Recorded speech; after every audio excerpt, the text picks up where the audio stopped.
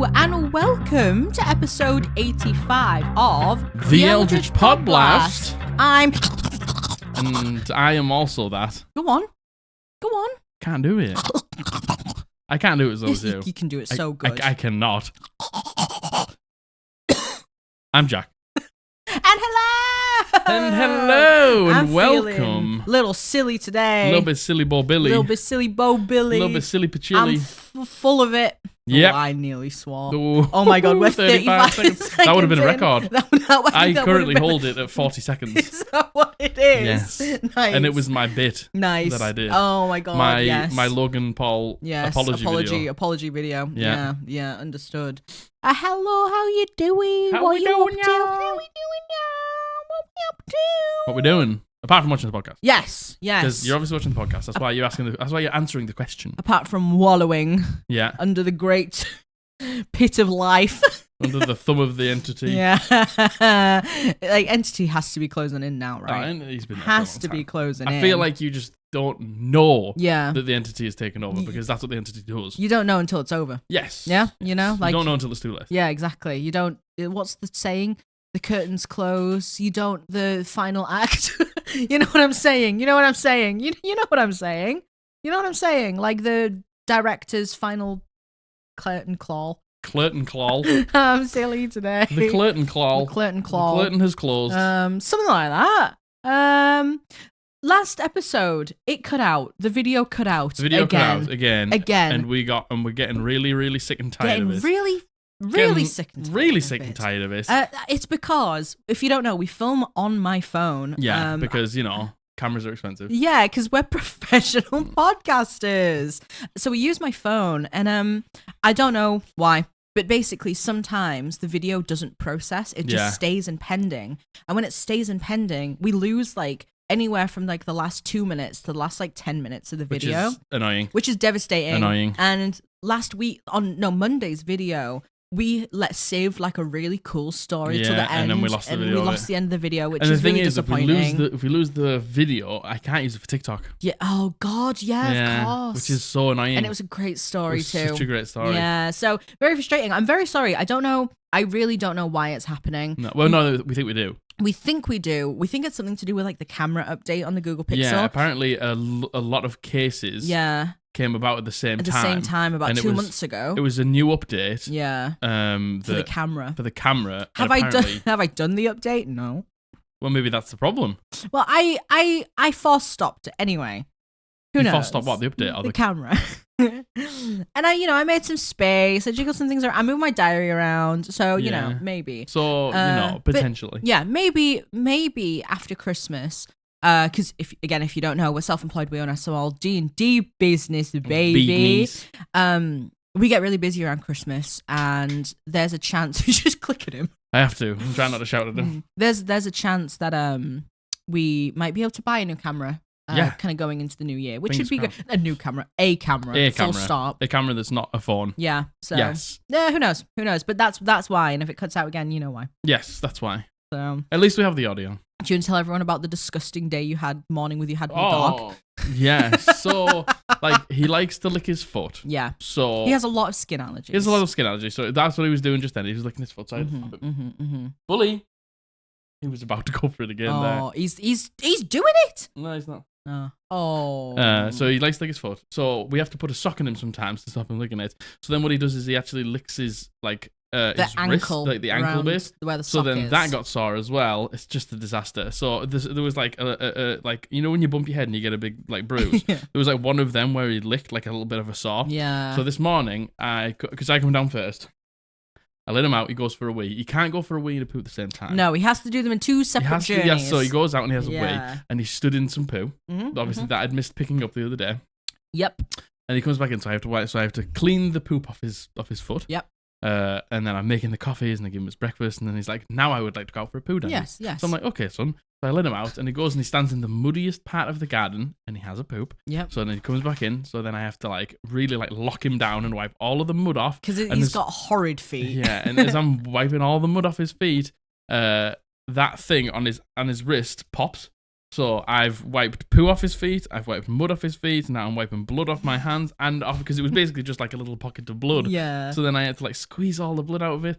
And now it's like a normal level again, but it's still bleeding. And now he's eating that. Yeah, and, so. This was all before I'd had my coffee, which is never good. No. Anything that happens pre-coffee is never good. Yeah, terrible situation, terrible scenes.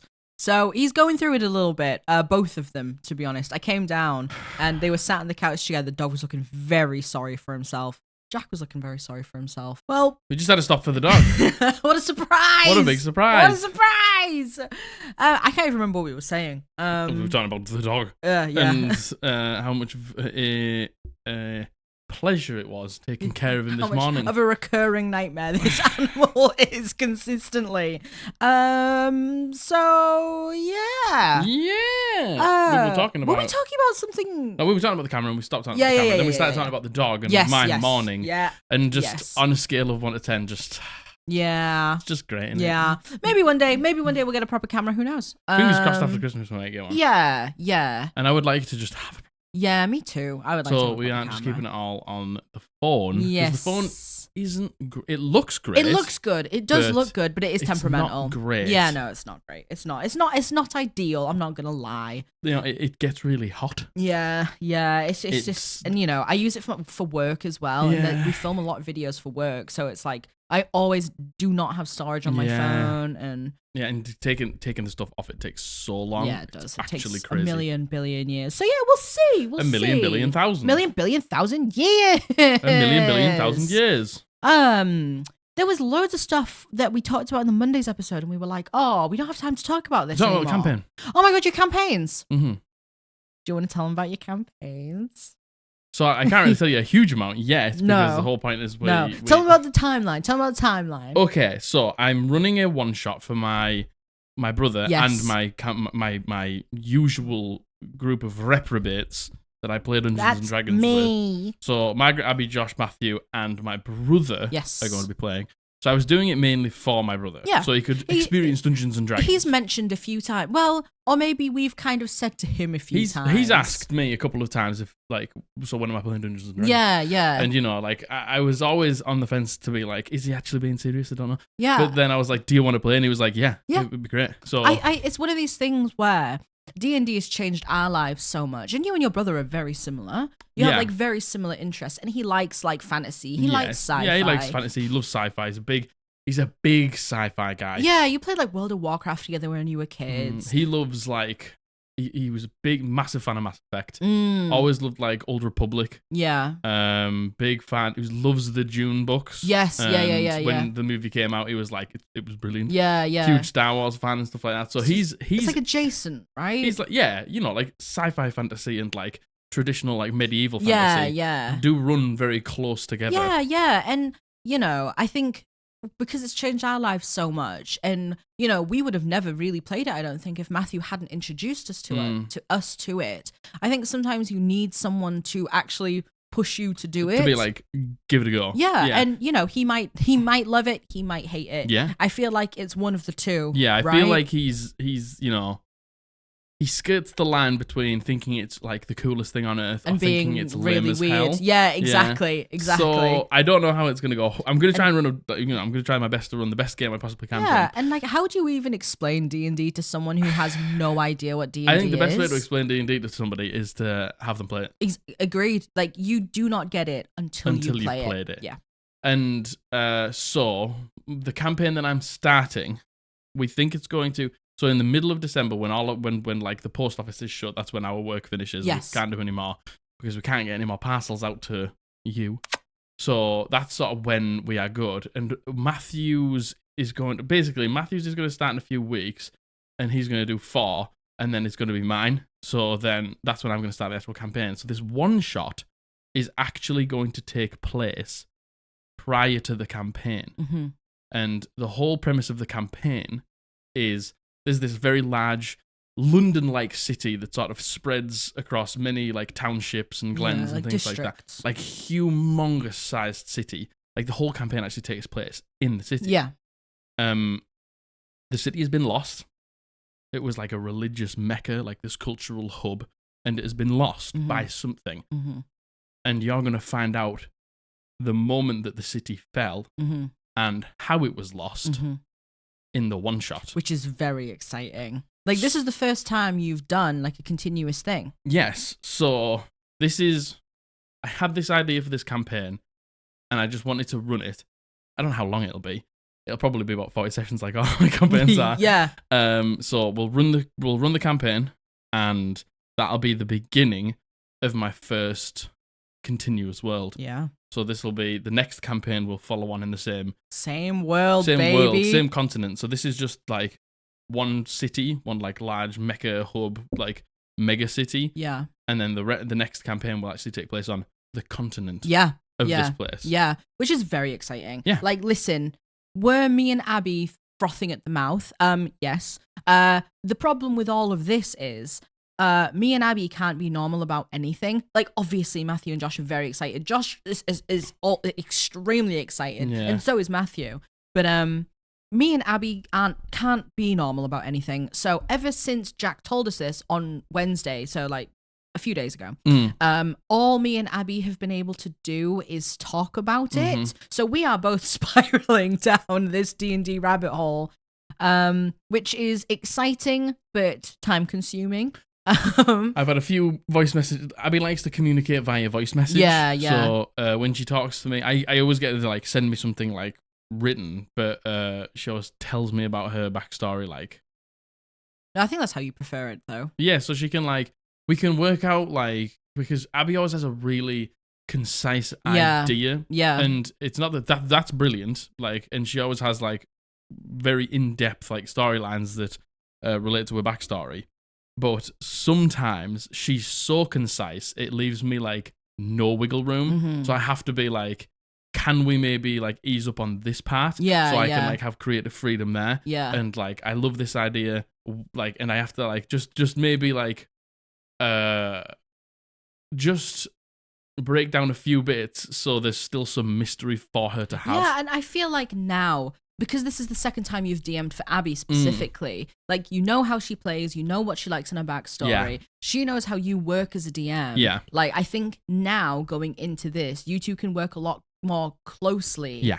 And not have to worry, like, you don't have to worry about overstepping. She doesn't have to worry about overstepping. Yeah. I feel like you're now very comfortable with each other. Yes. It's kind of like how me and you do my backstory. Yeah. It's like a constant flow of conversation. And like you've had the same thing. You're like, oh, you come to me with this idea, and I'm like, so how married are you to like this one aspect? Yeah. Because if we can just change that one aspect to be a little bit more ambiguous, then like I can create like a mystery for you. I think that's important as well. I think that's really important to ask. An important question to ask your players is, how married are you to X, Y, and Z? Yeah, like, you know, the whole plot line of Abby's is like still there, but it's like this one aspect of this one person in the backstory. Yeah. Can we maybe not know everything about? Yeah, totally. And then like, and with yours, especially last time, it was like with you were like, I wake up, and I think I came up with that bit, wasn't I? I was like, they're all gone. Yeah. That was the last campaign. Sorry. I was like, don't you say anything. No. Last campaign, you went to sleep, and I was like, when you wake up, they were all, like, there was just little bits that I'm like, how about if we did it like this? Yeah, and there's things you've done with Blythe's backstory as well. That have already shaped it a lot. So it's very exciting. So we're doing Jack's one shot next week. Yes. It will have already happened by the time you watch this. Yes. It will happen yesterday. Yesterday. And it's going to be the first of a continuous thing. It's going to be the prelude to the full campaign, and then we're going to have a world in the full campaign. Very exciting. Happening quicker than we thought. Yeah, well, Margaret was like, you know, she was like, Jack, after this campaign, take your time. I was like, you need a break. You need a break. You just like get through Christmas and get there. And then it was like a few weeks ago, you were like, should we just like start now? Do we really have to wait? Do we have to wait? I don't feel like we have to wait. We should probably not wait, right? I'm that person where I'm like, I know starting any time before Christmas would be a death sentence for you. It would be pointless. It would be the worst. We're going to be so busy anyway. I mean, we're already really busy now. Well, exactly. So we have to wait. But listen, I'm impatient, and the problem is, I talked to Abby about it, and me and Abby get really excited, and then we're just bouncing off of each other, and then I'm like, we could just start. Abby's already got like a backstory for the one-shot character. And I'm like, you don't need anything for the one-shot character. To be fair, I know what I'm going to do for the one-shot. I can tell everyone what I'm doing for the one-shot character. So I'm going to play a sword bard. And if you have watched Castlevania Nocturne, I'm basing her very closely to Maria from Castlevania Nocturne. I actually think I'm just going to call her Maria as well. Cool. A true homage. Yeah. So that's very exciting. I have always wanted to play like a Gish character like that properly. Swordsman's great as well. Yeah. So now's a good time to try it. I think I was going to play a Gloomstalker because I had another Gloomstalker character in a campaign we've just left, and I really enjoyed playing the Gloomstalker. But no, I think Swordsbard suits her more, to be honest. Yeah. So, yeah, exciting stuff. We're starting sooner because Josh was supposed to be doing a one-shot as well. But obviously, on Wednesday, before we played Abby's, Jack told us all this information, and we were all so excited. And Josh was like, I can forfeit doing mine. I don't mind. I'll forfeit so we can do the full campaign sooner. So we're all super excited. Yeah, I am. I can't wait. I am so excited. And like, it's a bit of a change for all of us. Yeah. Like, this is going to be like a more contained campaign. Yeah.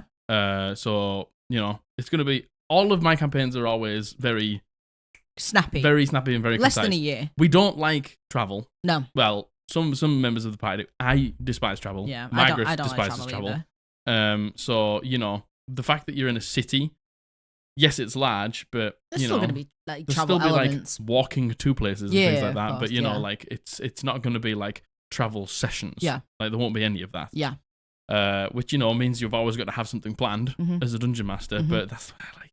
Yeah, agreed. And you know, I've already basically got it all planned in my head, loosely. And then we'll just fucking go for it. Yeah. And do you want to know what? I think this time I'm just going to, because at the end of the first campaign, I got to the point where I was like really comfortable in dungeon mastering, and I just basically stopped planning. Yeah. I had the combats ready. I had like speeches ready for like any bad guys and stuff like that. But because I knew what was going to happen, I didn't actually just write anything down. Yeah. And I started the second campaign, and I fell back into the thing of like, oh well, I have to plan this. I have to plan that. Yeah. And then halfway through, I was like, I don't need to do this. And then the second half of the campaign was basically just like off the cuff. Yes. Yeah. And I feel like I enjoyed that a lot more. Yeah, so definitely. This entire campaign, there will be 0 notes. Yeah, really? Yeah, no notes, because I just don't need them, and I know I don't. No, you really don't. Unless there's a speech. Yes. From a bad guy or something like that. I feel like in the beginning of a campaign, though, when you're setting the scenes and sowing the seeds, and this was my problem when I DM'd, was I made too many notes because I was scared that I would say something that wouldn't make sense later down the line. Like, do you think like in the beginning you're going to even need that, or do you think you have it like on here? Well, no, like I'll make campaign notes. Yeah. Before the whole campaign begins. Right. But when I come to a session, I won't have it like written out. Scary. Because I just don't need it. Insane. And I just get bogged down. Yeah. And the thing is, I love improvising. Yeah. I think that's where you shine, really. Yeah, and you know, and like, combat, obviously. The thing is, I feel like I can only be great at improvising because you're all so on task that like you know what's coming next. Yeah. You know where we need to go. We'll always have missions and like goals that we need to be getting to. Yeah. As long as you're doing that, then I can just go. Yeah. Because I know what's gonna happen. Yeah. So can't relate, but okay. That's just the what a joy. That is just, you know, my strength as a dungeon master. Yeah. And if I write too much, I'm fucking head down there. And, yeah. Right. 22 minutes in. Oh. I'm heads down there, but I want to always just be listening. Yeah. I get that. So exciting things come in. So sometime in December, maybe after the 20th, we'll start probably. Which is very exciting. I cannot wait. Same. I'm so excited. I am buzzing out my seat. I'm already starting to look for. So for my Christmas present, I want 2 things. I want the Critical Role tie-dye hoodie, and I want some art of Blythe. Yeah. That's all I want. It's not just like art. It's like I want art. She wants like I want to be able to find like the perfect artist and not have to worry about the price and just get it. And you guys will have. Oh my god. Well, yeah. Well, that's it. Like you guys will have. You know, next week you'll have a campaign update. You'll have a one-shot update. Well, yeah. That's another thing I wanted to say. Kind of without going on for too long. We're going to have campaign updates again, right? Yes. Yes, I know we've kind of done short ones for Abby's one shot, but I know you get a lot of joy out of Jack's full campaign updates, and so do we. Like, I get a lot of joy from it. I don't know how we're going to format that. going forward. Yes. Because we like to try and keep the podcast about an hour and a half to an hour and 45 minutes long now. So, I don't know. Do we do an extra video? That's what I'm thinking. Do we do a monthly roundup video where we talk about all the sessions? Why can't I say that word? Sessions. All the sessions we have had that month. Yeah. Or just an extra weekly. Or do we do it in the other thing? We could do it in the other thing. And then just upload after the fact. The other thing. The other thing. Yeah. Cryptic. But yeah, potentially. What format would you like it in? It's something that we could potentially do on Patreon as well. If the general audience don't want to hear it, and just like our Patreon members would when we have that. Yeah. We don't know. An extra episode? Do we squeeze it into an episode somewhere? Do we release an extra episode? Do we do it weekly? Do we do it monthly? Yeah. Do we what? How do we want it? How do you want to hear it? If you want to hear it at all, of course. Because when we released the campaign wrap up, maybe it didn't get as many views as a normal video would, but it's still got 500, 600, 700 views. Yeah, people still watched it, which is insane. A lot of you. Yeah. That consume this podcast want to hear the campaign. Yeah, stuff. and I would really love to share it with you too. Oh, I would, and it's I think it's good content. Yeah, me too. Me too. I do as well. We're telling the story basically, and you're coming along for the ride. It's and the closest thing you can involved, get. And I just love that. It's the closest you can get to actual play, right? Because it's basically just story time. Exactly. It's and what is our podcast if not just a big story time, right? So let us know. Yeah, let us know how you want to consume the next campaign. I might set up a poll, see what the majority of people say, maybe a bit closer to the time. Mm-hmm. But by the time you see this, it's really not going to be that far off. Well, we'll do the one shot update on the podcast. Indeed. Yes. Because that's next week. Indeed. So. Oh, well, that's about it really, isn't it? Yeah. Are you still here? Has Entity... Oh, no. Okay, yeah. Entities left you your eyes at least. Yes, okay, cool. So that's all that's left. That's all that's left. The rest of the body has been consumed. Yeah. The rest of your body is ours, but you've still got your eyes. How about your ear? Oh, not the ears. What about your brain? Oh, no, definitely not the brain. Oh, definitely not the brain. No. So, maybe we can just do all the rest of this text because they only have their eyes and not their ears. Yes. Should we speak in... Should we just Should we just charades it? Yeah. Good shout. Give him the Bigfoot. Oh. Yep, the Bigfoot. That's for sure. So we're doing Am I the Asshole D&D edition. Yeah, we are. It's everyone's favorite. Let's be completely honest with ourselves. I love it too. So this is a mix of submissions and a mix of things from Reddit because we've said it before. We'll say it again. A lot of the Am I the Asshole submissions you guys send, they're more like horror stories. They're more like horror stories. It's I remember there was a comment on the last Am I the Asshole, and they were like, some of these Am I the Assholes are so obviously not Am I the Assholes. It's like, am I the asshole because somebody dropped their trousers and took a dookie on my character sheet? And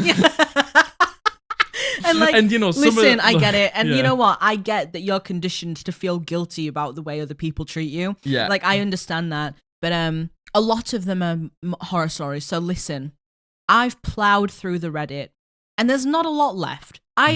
In the beginning episodes, we pulled so much from the Reddit. Yeah. There's not a lot. And I plowed. I'll do a TikTok post. Yeah. Are you ready? Let's cut this for TikTok. All right. Okay. Yeah. For TikTok. Hello, TikTok. I once again come to you and ask you. We have a submission form where you can submit your stories, your Am I the Asshole stories, your horror stories, your unpopular opinions. Related to D&D. It has to be TTRPG based. Adjacent, at least. I want to know if you think you're the asshole. I want to know the horrors that you have seen at the table. And please, we also need some nice stories too. Oh, yeah. Tell me your victory stories. We need some wholesome stories. Tell me the wholesome ones. Yes, I want to know of your victories in battle. And the things that you've overcome. I mean, should we just say, listen, just give us your stories. Just give us your stories, man. Just give us it. What's going on? Give me, please.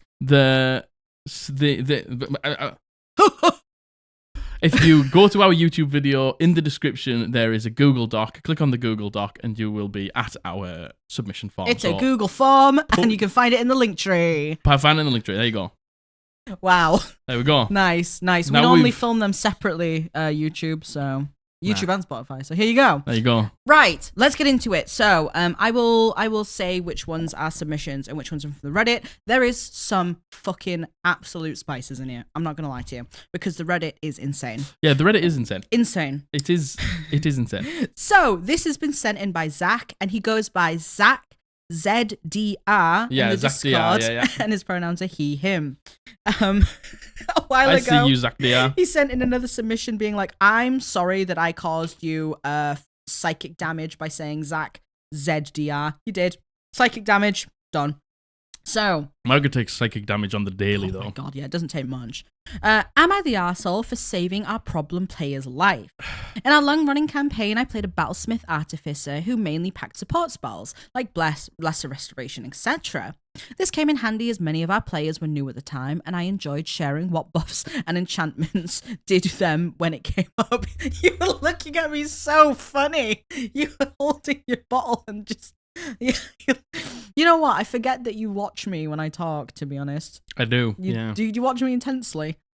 Would you emote? I think I fall into a rather intense stare anyway. I see. Yeah. Like when I'm just looking, Yeah. and then I forget that I'm looking, and then I end up being like, Yeah. See, I'm so sorry. It's just a tangent here. I don't know how you just listen to me tell these stories. Like, well, most of the time I'm laughing when you say something wrong.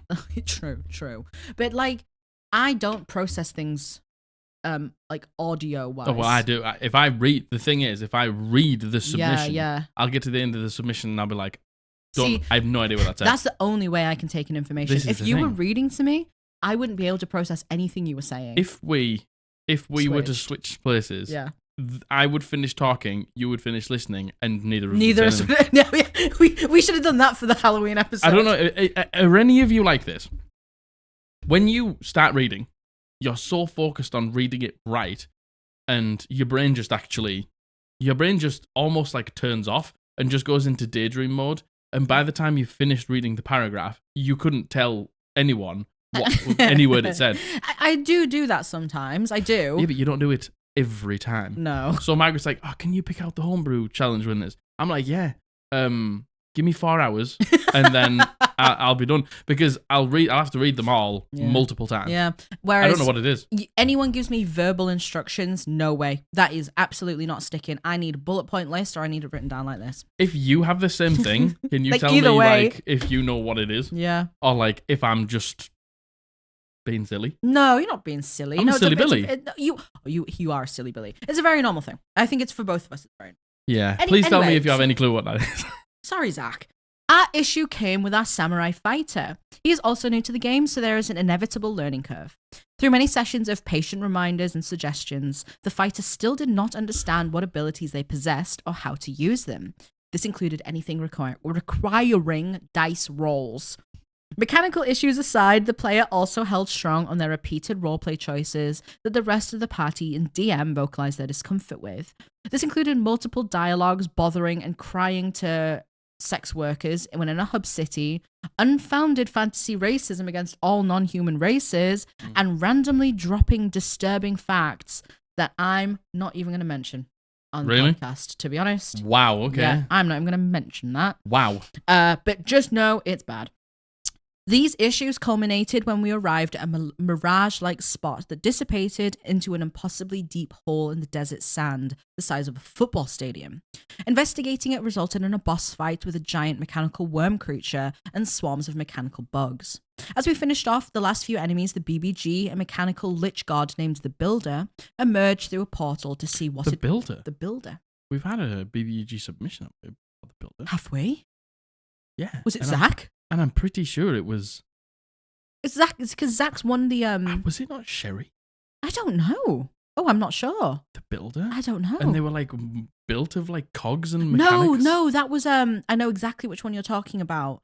No, it wasn't that. It wasn't that. But Zach has entered the... I feel like I've seen Zach enter the Homebrew Challenge many times. Isn't Zach who came up with Lavender Moon? Anyway. Anyway. There are many tangents here. Yeah. After observing for 2 turns, the Builder turned around and went back into the pit.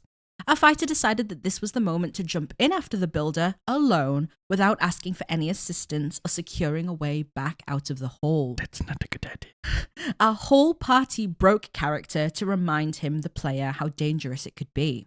He continued, and as the DM started describing the haunted demiplane the fighter fell down into, I asked if I was still in range to cast Levitate.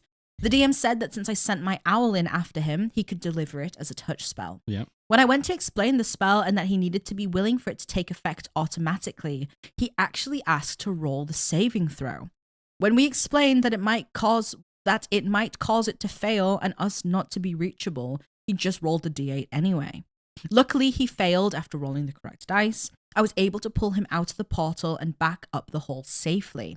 While I was proud of myself and my party for coming up with a solution so quickly, the discontent around the table that I described as I lifted him out was palpable. Oh, no. Many players were peeved and upset that the samurai fighter had not really seen consequences for his rash actions. So with all of that in mind, again, I ask, am I the arsehole for saving our problem player's life? Oh, man. Yeah, like, no. No. No. Look, no. no. You aren't the asshole for saving the problem player. No, I don't think the action of wanting to save the player is an asshole move. No. Do I agree that this player should have just seen the fucking consequences to stupid actions? Like, 100%. Like, you know, in games, there are times where doing the rash thing, first of all, is exciting. Yeah. Second of all, it's kind of cool. Totally. It pays off. And third of all, because you maybe don't always do it. Yeah. It's sort of like, right, okay, we're doing it now. Yeah. But if every single time this comes about, you do the stupid thing, yeah, I know. then it gets tiring. Yeah, I know. And it doesn't help that in this situation, everyone's already feeling weird about the fighter because of all the weird fucking shit that the fighter has done. And there's I feel like there is sometimes the feeling of, and you know, I haven't really had this firsthand, but I can imagine the frustration of someone constantly doing stupid shit and being, let's be honest, annoying and not seeing any consequences for it. I get that frustration. It's so bad because it's like the moment where this character is probably going to die, and everyone at the table's like thank God. And you save them. You're not the asshole. No, you're not. No, you're not the asshole. You probably did the right thing to save them, but at the same time, like, did they deserve it? Yeah, do they deserve to be saved? And I think there's something to be said as well. The fact that you all broke character, and above table, you were like, "This is a really bad decision," and then you were like, "You can choose to fail the save," and they were like, "No, I'm not going to choose to fail." You couldn't choose to fail. You could choose to succeed. Oh, you could choose to succeed. Oh, I know what you mean though. Yeah, but they choose could, to not have to make the save. Exactly. Yes, exactly. Like if they were willing, they could have been brought up, and they chose not to. Chose to have to roll. And you know, at that point, I guess there's something to be said about letting someone just make their bed and laying in it, right? If you didn't want to save, if at that point you were told, you still did it. Somebody's desperately trying to get you out, and you're like, just fail. It's okay. I can bring you up. Yeah, and they're like, no, I'm going to roll. It's just like, do you want to know what? Yeah, just all right, fine. And you know, let Jesus take the wheel, baby. Yeah. Close your eyes it's and time just for Jesus to take the wheel. Yeah, definitely. And again, there's something to be said about that. And I was going to make another point, but I can't remember what it was. But I understand the disappointment. The thing is, I understand. At the same time, though, this also is another thing that could have just been resolved by just talking about it. Like the thing is, have people talk to him about how annoying he's being. Yeah. Have like, you know, I guess this is the thing, because what some people may define as metagaming, some people could have defined you above table going, this is a bad idea as metagaming. I definitely wouldn't. No, I think there's times where, you know, like you want to, maybe somebody doesn't quite understand the fucking hot sauce that they've got themselves into. Exactly. So I think there's also something to be said about the fighter. If they wanted to go down for whatever reason above table, they also should have been like, no, just let me go. Yeah, so the thing is, right, like, are you the asshole? Like, no. I don't should think this so. have been like the fantasy racism, you know, like oversharing of things, the weird shit that I'm not the gonna weird mention. shit that you're not, like all that stuff. Like all of that should have been taken care of before this point, like with like people discussion, DM discussion, everyone actually talking about what they're uncomfortable with. But instead of doing that, we've gotten to the point where it's like this character is inevitably going to die. And because nobody said anything, everyone's just like, just let him die. Just let him die. Just let him die. But, is that the right thing to do? Probably not. No. The right thing to do has already been and gone. So now we're in this situation. The thing is, like, you wanting to flex your in-game, like, awesomeness of being able to send in your owl to, like, cast levitate through touch on them is sick. And for you to be denied that awesome moment of flexing your artificer muscles because the rest of the party doesn't want them to survive. Yeah, I know. It puts you in a shitty situation. That's a really tricky one. You aren't the asshole. No. Like, and listen, I can't say you're the asshole. If I was sat at the table and I was like, yeah, and then were brought back, I'd be like, oh. But I wouldn't be annoyed at you. You see them descend out the hole. You'd be like, descend out the hole, and you're like, shoot them back in. I somehow pull out a sniper rifle. Yeah, no, I don't think you're the asshole, Zach. But that's a shit situation, and I really hope that I hope that there's a way out of this for you. I really do. Not the asshole. No. What do you think? Yeah, what do you think? What do you think? Tell me what you think. I think that's the only submission I put in, actually. Is it? Yeah, God, the rest. Oh, well, the rest of the Discord ones. Discord? The rest of Reddit ones. And not all of them are terrible. Honestly, not all of them are terrible. Yeah, all right, babe. So, this next one from the Reddit. So, I started DMing a new campaign with a group of friends I've been playing with for a few years. All was going well through the session. There was a plot to do some sketchy stuff going on at a big festival. And the characters were chasing the bad guys and getting into battles to try and find out what's going on, etc. Cool. They finally beat the bad guys, but the boss escaped. One character had previously seen a vision where he would be and planned to confront them. That's when another one of my players stated that their character was going home. For context, I had told all of my players in Session 0 that their party coming together would be due to cataclysmic events happening in their hometown, leaving them the only survivors. I outright stopped the roleplay and asked why they wanted their character to leave and go home. They replied with, well, my character doesn't really know these people or have stakes in any of this, despite being involved with the earlier battle and getting wounded by the bad guys. I told them as simply as I could, if your character goes home now, they will 100% die with the rest of the town. Either give your character some kind of motivation to be with the party, or you will be making a new character next week. They pouted and complained and eventually just gave up and said, sure, I guess I go with them. Am I the arsehole for railroading them even though I gave them a pre-warning, or are they just acting like a child? Goodness. Okay, so you've heard me say it. Yeah. And I'll say it again. Go on, clear your throat one more time. No, sorry. Into the mic. Yeah, nice. I've said it a million times. I'll say it again, and I stand by it till the day I die. Yeah, till the cows come home. Till the cows come home, until the pigs fly. If you are playing a TTRPG like Dungeons and Dragons or Pathfinder or any of the other brilliant systems that are out there, you need a reason to not turn around and go home. Oh, absolutely. Because otherwise, like, if you're getting attacked by goblins and mind flayers and dragons and liches, why the fuck do you want to do around? that? I know, yeah, you I know. You have to have a reason to be there. You have to have a reason to fight. Yep. You have to have a reason to be on the road, little or big. It doesn't matter, but you have to have a reason. There was an edit, and people were like, when did this happen? This was Session 1. This all happened in Session 1 as well.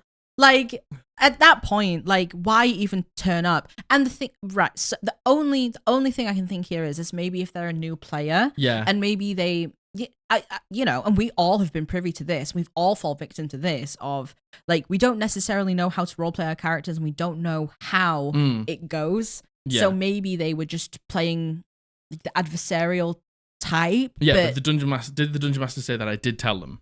Said in the Session 0. What excuse do you have? I know, and then it's like, how does everyone roleplay around that? Like, and to be fair, I actually think having some resistance and being like, I'm scared to do this. I don't know if I want to do this. Is this the right thing? Yeah. I actually think that's great character development, and it's a great way to bond with having the other characters be like, we're all scared and we can do this together. It is the right thing to do. Mm-hmm.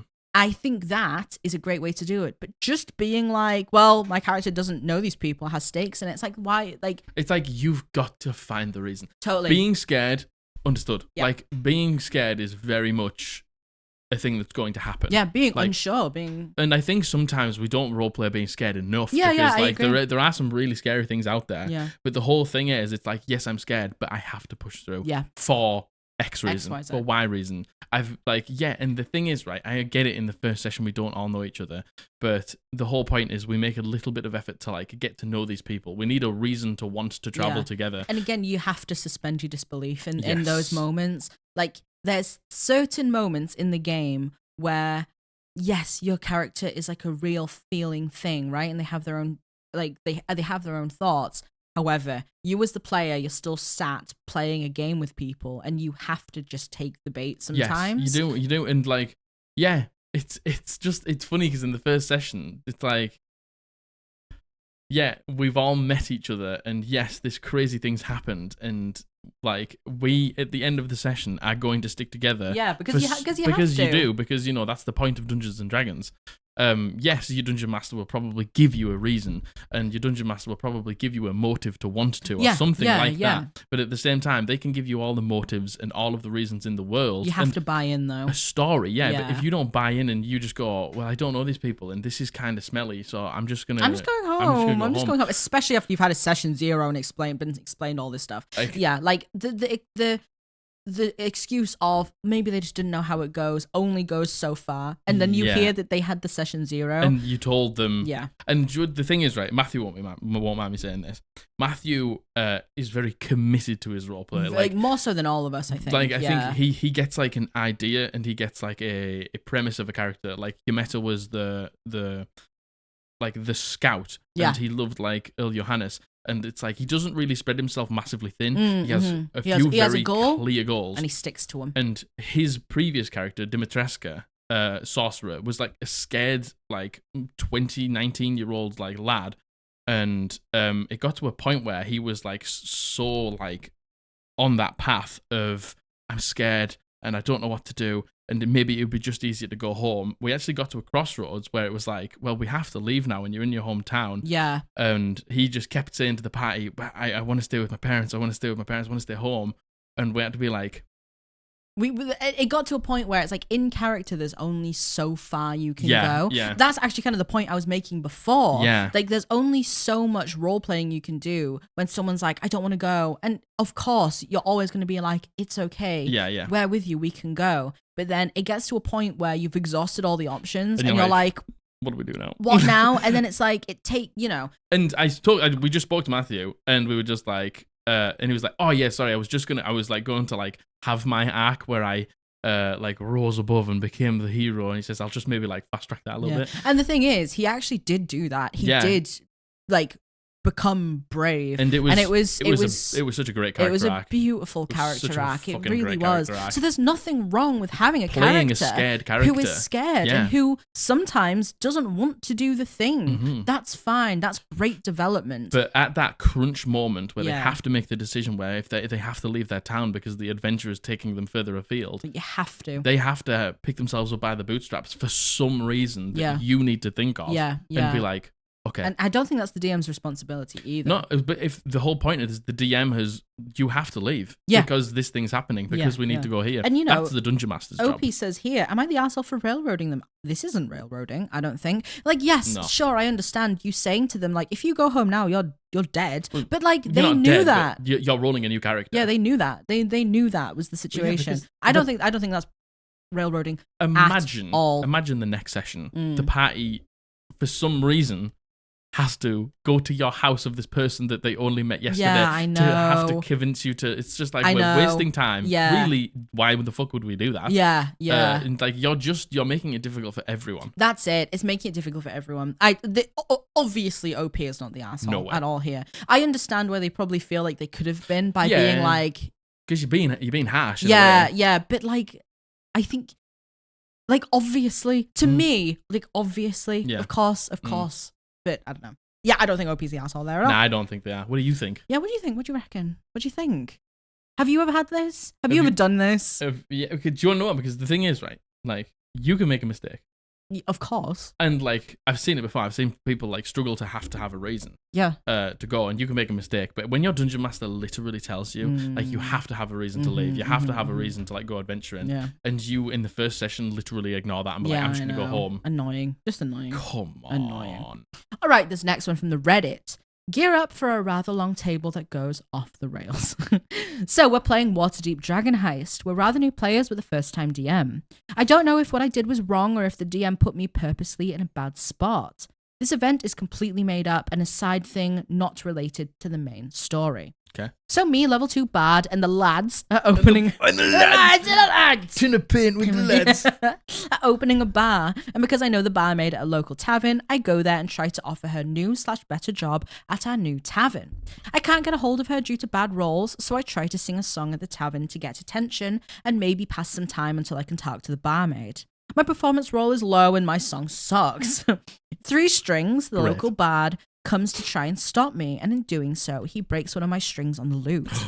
I, as a bard, play my character rather upset and angry because of this, trying to intimidate him to back off. However, this fails due to a bad roll. When every attempt to talk has failed, I punch him barehanded and miss due to a low roll. A fist fight ensues, we exchange blows, and I realize that this is a bad idea as he has multi-tag and can swing twice.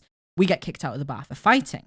As we get out, I try to end the encounter, but the DM makes 3 Strings draw his weapon and combat continues. Okay. We fight a bit, and I fear that I might lose the 1v1 due to being underleveled. So I cast Dissonant Whispers and make him run away, and I go in the other direction. The DM says that with a dash action, 3 Strings is able to catch up to me. I try to talk my way out of it, but the DM insists that we are beyond that, and the fight continues. It ends up being close, but with me losing and being knocked out. I don't get to make saving throws, and I wake up without anything. No gold, no weapons, no armor or clothes, or equipment. My party finds me, thanks to me following a letter, and gets me back home. They mock me for what has happened and blame me, refusing to help me. So I go on a solo mission to try to fix it, hiring a mercenary to aid me in the rematch. This takes up a good portion of one of our sessions, much to the dismay of our party members who actually side with 3 Strings. I also get the opportunity to apologize to 3 Strings at the bar. He's told everyone that I attacked him, and I instead decide to sing about what really went down, that he drew arms first. He doesn't like that, and he says he would have given me my money back if I had apologized, but instead he throws my gold into a well. I eventually do a favor and solve a murder mystery for this gang so that they will help me fight 3 Strings. So the mercenary and I sneak into his room at night, and you know how it's like, it's something that goes absolutely off the rails.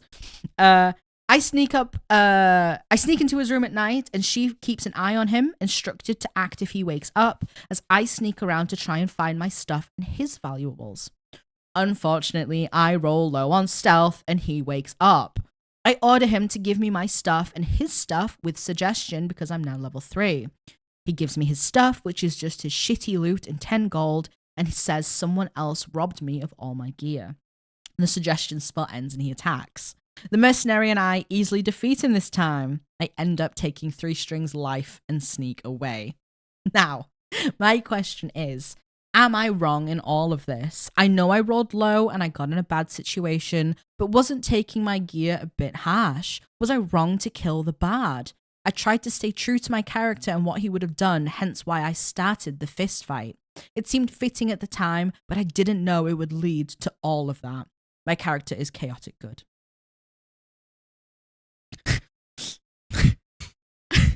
What do we reckon? There are so many things wrong with this.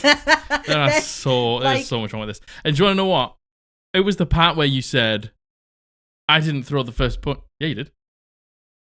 They did throw the first punch. Oh, they threw the punch. They threw the first punch. Yeah. They're saying that 3 Strings pulled a weapon first. Yeah, but okay. Look, so the whole you throw a punch in the bar and then you get kicked out. Your dungeon master at that point should have just dropped it. Agreed. But they didn't. Agreed. And then, you know, it's basically, this is a story of neither of you being able to let it go. Oh my God, totally. You like a series of bad rolls. led to an embarrassing situation where you threw a punch and then you were kicked out of the bar. Fair enough. And your DM should have left it there. And your DM should have left it there. But your DM didn't. But your DM didn't. But then at that point, maybe you should have just left it there. You should have left it there, but you didn't. And then you didn't. Then the DM should have left it there. And then the DM should have left it there. And then they didn't. Yeah. So it's just a fucking mess. You're both assholes. Yeah, everyone sucks here. Like everyone an eye for an eye. You know what I 100%, mean? Yeah, and you just in a moment, just take a deep breath. It's like that thing that we always say. If you're pissed off, what you should do is go home and sleep. And then wake up in the morning and take a moment, and then just go to it from there. Because the thing is, when you act in the moment, usually you're gonna do the wrong thing. Yeah, like if this conversation, at the end when OP is kind of reflecting on this a little bit, says like, "Am I in the wrong? Were they a bit harsh to take my stuff?" Yeah. If this conversation had just been had with you as the person to the DM, there's a chance none of this would happen. And like, I do agree, your DM definitely took it too far the first time round. And actually, I would actually argue your DM is probably worse in this situation because they took all your stuff.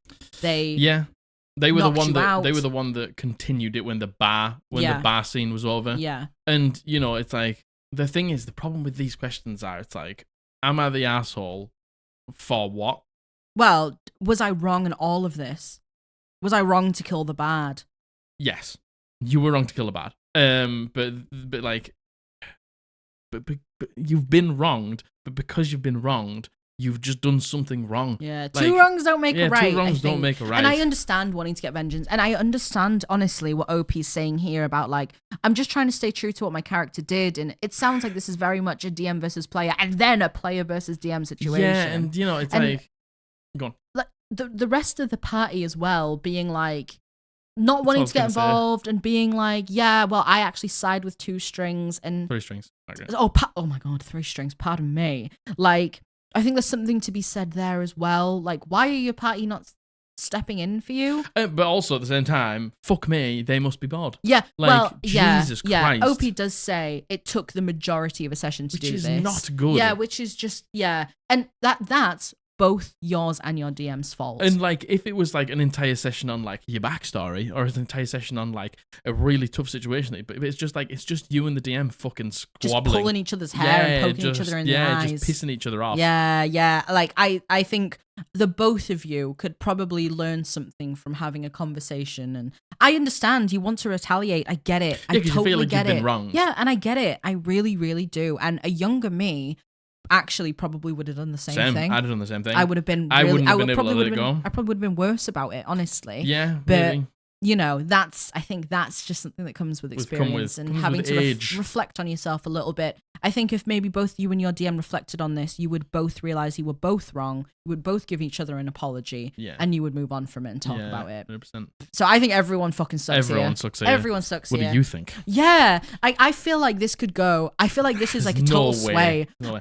I think there's loads of players who would hear this, or maybe even DMs, and they would be like, "Yeah, it's the DM's fault." I really think there is. The thing is, right? There's so many times where it's like we're talking about a situation between 2 players, and one person's like just racially abusing somebody, or just like saying something about SA and something like that, and then in the comments, someone's like, "It's the DM's fault. They should have stepped in." It's just like the DM isn't always to blame. If you're acting like a complete look, in this situation, the DM's to blame. Definitely. I get it, but like if you're acting a fucking fool all the time, it's not the Dungeon Master's fault. Yeah. Like, let's not just fucking blame the Dungeon Master every time a player steps out of line. Because first of all, players should know better. I completely agreed. And in this case, both of them are wrong. And 100%. I think there's something to be said about the fact that this is a first-time DM as well. Like, okay, that's fair. I forgot that. I forgot that as well. But, it's hard because when you get consecutively low rolls, it's either going to go one of 2 ways. Your DM is either going to be like, don't worry about it. Or your DM is going to be like, well, obviously there's consequences to this, right? Which I think there was consequences. You got beat up. Yeah, but that's because finished. They pulled the first punch. It should have finished there. Like, the fact that they took a swing at him in the first place isn't great. What do you think? I'm interested to see what people think about this. Everyone sucks here. Yeah. Oh no, I agree. I think no way that yeah. everyone doesn't suck here. Eye for an eye type thing. But I want to know. I want to know what other. I want to know. I'm interested to know what people think about that. I think that's probably a very polarizing thing. That's a toughie. Yeah, I think that. Yeah. I don't think it's a toughie, but I think it's a toughie in terms of like. People think because it was the first instance the player's wrong, and people totally. Oh, the DM chicken should, or the egg. The DM should know better. It's just like just because you have the title of a DM doesn't mean you are void of emotions. Do you hear my burp? Oh, did a little burp. Go on, you do it again. I can't. Imagine if the most earth-shattering burp came out of me there.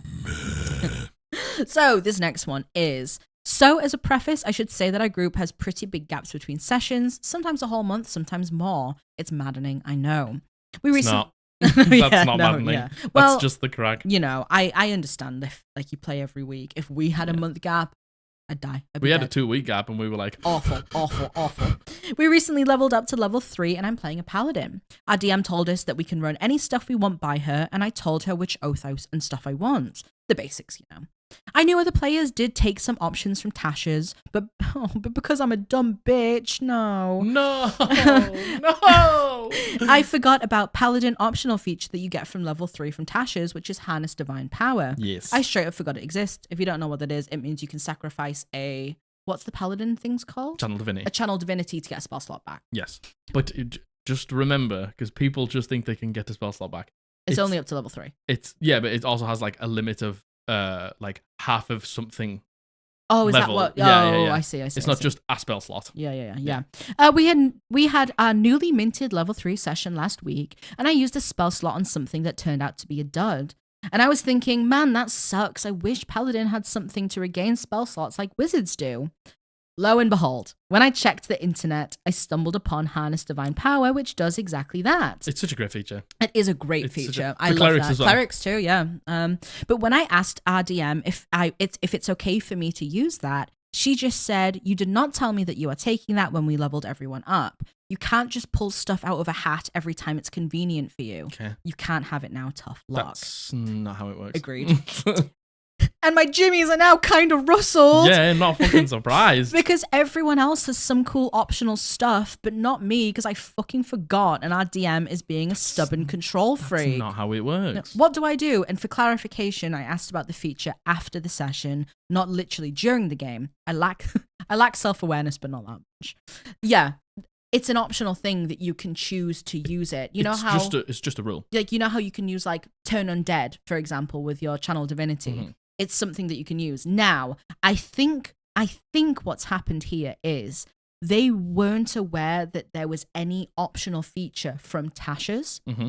So it hasn't been even put into the pool of what they can use their Channel Divinity for. Okay. And I think that's what the DM is saying here.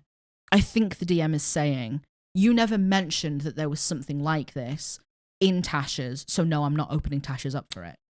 So I could be wrong. Just so I know, every single time we level up, yeah. do we have to open up the book and say to the Dungeon Master, these are the new features I get? Because I don't know many tables that do that. Well, I think so, because our DM told us run any stuff we want by her. Just not want. And I ran my oath by her. But then they say, I knew players did take some options from Tasha's. So Tasha's is open. Yeah, Tasha's is open, and this is the thing. It's like, let me know of any options. Let me know of anything that you choose. Yeah. It's like, this isn't something you choose. This is just something you get. Yeah, this is something that this you is just can, a class feature. You can choose to use one of your Channel Divinities on it. Mm-hmm. Like the Druid Wild Shape, you can choose to use it to summon a familiar if you wanted to instead. Yeah, it's not like I use my It's Channel not like a spell. Divinity to, I don't know, turn undead, or whatever Paladin Oath feature that you get with like Vengeance Paladin. Yes. Where you use like Vow of Eminimity. It's like, I don't just get Vow of Eminimity or Harness Divine Power. Yeah, it's not like it's a spell that you pick for the whole level and then you change it out. It's not an either or. There's multiple options. It's an option. So what I'm thinking is maybe they don't realize that that's the situation. But like, even if, let's say in the DM's mind that is the situation, right? Higher than half of your proficiency bonus is what it is. Got you. So you know. Let's say the DM is running on that assumption that you can only pick one, and then they've come to her after the fact, and she's like, no, You can't have that because you didn't mention it. But that's fucking stupid. Because it's like, tell me what you, like, if it's, what did the Dungeon Master say to them when they leveled up? Tell me what. Run any stuff we want by her, and Want. I told her, yeah. That's not how it works. Yeah. It's not a want, it's just something you have. But what I'm saying is, let's go on the assumption that the DM thinks it's like a spell, and you had to say when you leveled up. You know, when you take spells, they go, "Oh, you had to say you pick Harness Divine Power." Yeah, is what I'm saying. So yeah, and then you show them the book, and then say it's not an option; it's just something I guess. I don't think. I get the feeling that no one realizes that that's the situation. Yeah, well, then like.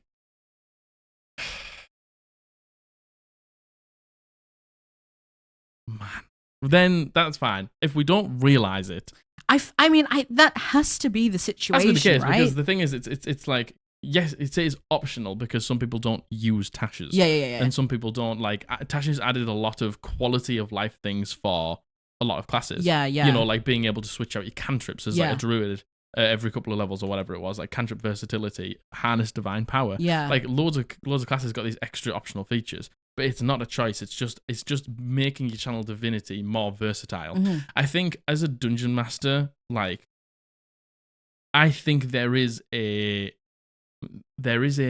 what word am I trying to say? There is a responsibility if there's a rule that we maybe don't understand to just quickly take a look. No, I agree. I feel like that's on everyone as well. Yeah, right? And you know, if the dungeon master is just like, you didn't mention that harness divine power is a thing at level 3, so you don't then get it. Is just unfair. Yeah, you know, the quote they've given here is, "You did not tell me that you're taking that when we leveled everyone up." So I feel like they're all running on the assumption that it's something you have to announce. Yeah, as opposed to a choice that you can choose between. Mm-hmm. So let's say that they're running on that assumption. And look, yeah. So as a dungeon master, I've said it a million times. There's a lot to remember, a lot, and we aren't going to get everything right. And if after this moment, this dungeon master was like, I've actually read through Harness Divine Power and it's not a choice, so of course you can do it, then no, they're not the asshole. Yeah. In this moment, I think they are the asshole. Yeah, I feel like it's... I actually think this is a really hard one, this right? Is tough. Because this is there's tough. so many things, and, you know, let's just say we have to go on the assumption they think it's something you had to announce, like a spell. Like, there's been so many times where I haven't realized I should have picked something or XYZ, and you've always let me after the fact do it. You've always been like, "Oh, that's fine. You didn't know. Like, you can choose it." Like, I feel like if one of us came to you and were like, "Oh my God, I didn't realize I could have this. Could I have this instead?" You probably would let us have it, right? Yeah, because the thing is, with Dungeons and Dragons, like, there is, you know, as a warlock, you only get to change your spells out when you level up. Yeah. And I'm happy to run it like that if that's the case. If you want to be able to change your spells more like often, then let's roleplay some stuff to let you change your spells out. Yeah. Let's do a gift to your patron and like let you change the spell out or something like that. Because there's nothing worse in D&D, because there are hard lines between now you've picked it, you're locked in. Like, there are hard lines that I don't like, and if you pick something that fucking sucks, I don't want you to have a bad time because the game says that's what you've got to do. I feel like a common thing that happens is you're in an arc for a level and you pick a spell based on the arc you've been in, and then you come out of the arc and you're like, "Oh my God, this spell." And like spell's useless. For example, water walking. I know that, you know, the people who get that can change their spells out every day, but like, just as an example. Yeah. But I actually feel like, and first of all, they are ruling it wrong. You should be able to choose from it whenever. This shouldn't even be a conversation. But if we're saying that they're thinking it's like a spell, I do think there's something to be said for people who play rules as written. You pick your spells, you get your things, you have to keep them, you're not allowed to change them. Totally fine if that's the way you I think there is also something to be said here about the DM being like, "Well, no, you didn't tell me you picked that, and now you're just wanting to change it because XYZ." But I also think this person, I understand that if people are being cheesy. Yeah. But even with this example, this person's like, "I just didn't realize. It's after the session. It's not during. I just didn't and realize. It's an optional rule. And I understand that this Dungeon Master doesn't say that it's an optional rule. But if there's something that we don't understand in the game, what I don't understand is we've got books, we've got the internet, we've got resources. Jeremy Crawford tweets out all the really like controversial like clashes of spells and abilities and opinions and things like that. It's like there's so much out there for you to find out, like what most people do, or like you can make your own decision. But if it's harness divine power, like if everyone else is using things from Tasha's and you're not letting this person use it, then you're literally just making this person's life worse. Yeah. Agreed. Dungeon Master is the asshole. Yeah, but I don't think it's. I think it's out of a point of ignorance. Agreed. I think it's, and I feel like the way that they've said it, being like, "Too bad you don't get it. Tough luck." That's mean. That's just mean. Yeah. Just talk to your players nicer than that. So that's just mean. If the Dungeon Master goes to Tasha's, looks through it and says, it's like, oh, "I'm sorry, I fucked up. You can have harness divine power." Then not the asshole. Yeah. No one's the asshole. Yeah. But in this moment, the way that they've spoken to them and just not even looking at harness divine power as a Dungeon Master is an asshole move. And you can't just pull stuff out of a hat every time it's convenient. And I would understand a bit more if the player was like renowned for being cheesy, or if the player was trying to change a spell, or if it was like a spell, and being like cheesy about it. But this person is literally like, I just didn't know. I just wanted to use this thing that I should be able to use. Yeah, that stinks. That smells like beef. Smells like beef. So beefy. So the next one, I run D&D every other Sunday at my apartment. I provide snacks. I have assist. Is this the last one? No way. No. 5. God, no way. Nah, we'll have 2 or 3 more. No way. Easy. This is kind of unhinged, this one. And you know what? I get the feeling some people will have heard this story before, because this is hot. Like the top, one of the top ones. Yeah. I don't know why I've never put this in. I run D&D every other Sunday at my apartment. I provide snacks and have a system where my snack table has something sweet, something crunchy, a protein, and a fruit option. It's nothing fancy, but my players seem to like it. I have options of the spice of life, baby. Yeah. I have no problem with folks bringing something just for themselves or a little something extra for the group. Sometimes one of the guys will show up with an extra kind of chips or flaming hot Cheetos or some sodas or whatever, and I'm totally cool with that. And then there is John. John does a bit more than that. I don't mind it all the time. Once he got a ton of oranges from a friend with an orchard and brought those by a few sessions in a row. Another time he got D&D brand candy bars and brought them for everyone to share.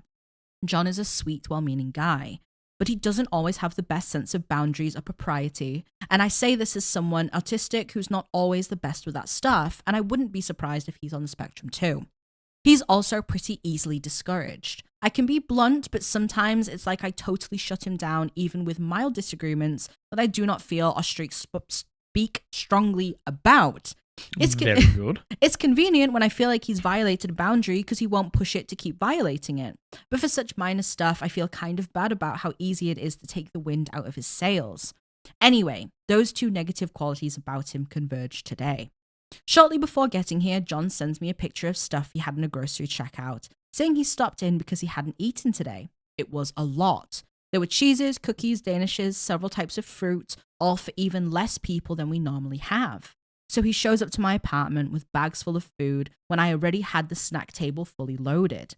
And I was already low on patience by this point because the rest of my party had to drop out this week and the replacement players I had were running late. And on top of feeling let down by everyone else, I feel like John keeps treading on my hosting duties. So I said, I already put a full spread out. You can't just keep bringing a full spread of your own. He understood, but he had this look on his face that made me feel like I'd kicked a puppy. And I wonder if I'm being too hard on him. I was in a bad mood, but this wasn't the first time he's overstepped like this. I take care preparing my D&D sessions, making sure my home is suitable for visitors, and ensuring there's something at the table that everyone can enjoy. I don't mind the odd contribution, but there are limits. He's even offered to cook for the group before, which would also require him to show up extra early, and I'm just not comfortable with that, especially since what he would want to cook might be messy. Am I being too territorial?